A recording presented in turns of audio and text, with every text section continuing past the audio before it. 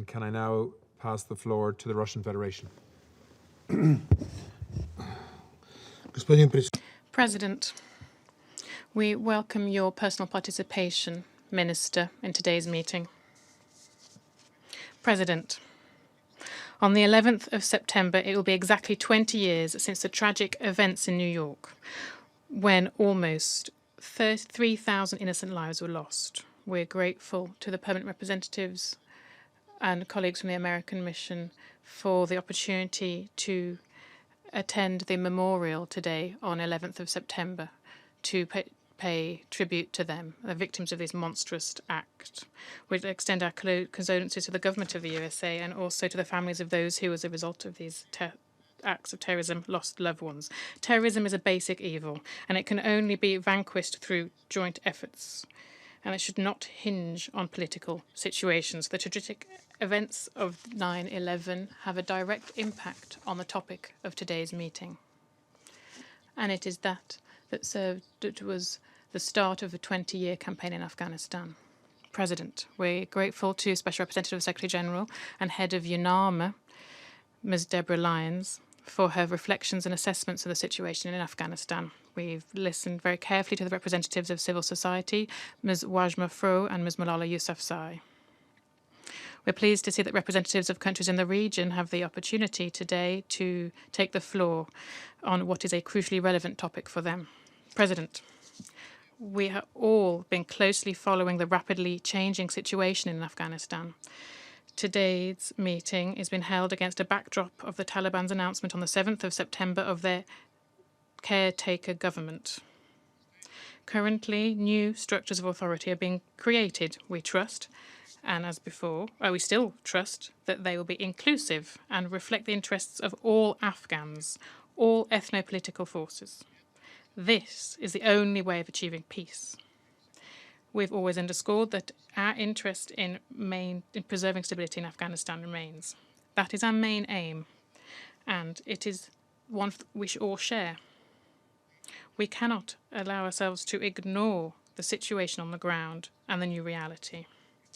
But the roots and reasons for this new reality did not appear yet overnight.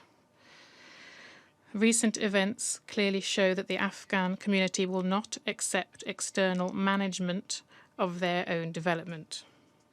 Only Afghans themselves can decide the fate of their country. At the same time, these decisions should be taken on an inclusive basis, bearing in mind the interests of all strata of society, all ethnic groups, of course, ensuring the rights of women and complying with basic human rights. We've been following the steps of the new government who have announced that they will end fighting and bring order to the country, and also an amnesty for government workers and their plans to tackle narcotics. We're hearing about guarantees of security for diplomats. We trust that in the current circumstances, UN presence will also have security ensured, and the facilities' inviolability will be ensured too. President, at this stage, it is most important to focus on the most pressing problems, primarily linked to timely provision of humanitarian assistance to all of those who need it. According to our information, humanitarian workers themselves haven't faced any serious problems in providing assistance. Planned work is underway to build contacts with new authorities across the whole country in order to broaden humanitarian access. Supporting efforts of humanitarian workers should be done financially, first and foremost, and we trust that key donors, not in words but in action, will provide the necessary assistance for the social economic recovery of Afghanistan. As the situation shows, despite the endless pouring in of financial funds and foreign military presence over the last 20-odd years, poverty and a lack of food in Afghanistan and other questions such as this has not yet been solved. Addressing these problems in the current circumstances is being made more difficult by the fundamental absence of finance. The country is teetering on the brink of economic collapse. Further degradation of the socio-economic and humanitarian situation will not come to any good. On the contrary, it will inevitably lead to destabilization and even greater humanitarian crisis, and, as a consequence, worsening migration situation in the region and around the world. We trust that access to all frozen Afghan assets will be made available. This is in the interest of the Afghan people. President. Over these years, the threat from terrorism and narcotics hasn't gone anywhere either. On the contrary, these problems have only worsened. As before, we are concerned about the ongoing presence in the country of ISIL Khorasan, whose terrorist activities risk spreading across the borders of Afghanistan and jeopardizing the security of neighboring states in Central Asia and beyond. ISIL is not interested in establishing peace and stability in Afghanistan and still pursues its end goal, building a global caliphate. We are very much interested in the fact that in Afghanistan there is no terrorism. The risk of infiltration of fighters into the region, including disguised as refugees, is of great concern of our Central Asian partners too. We're in regular contact with all 5 Central Asian countries. Cooperation within regional organisations is more important than ever, including the CSTO and the SCO, and including the working group of the CSTO on Afghanistan and the updated mechanism of the SCO Afghanistan contact group. The problem of production and smuggling of Afghan drugs is inextricably linked to terrorism too. Afghanistan is still the biggest provider of opiates in the world. More than 2/3 of the country's provinces produce narcotics. We speak about this all the time.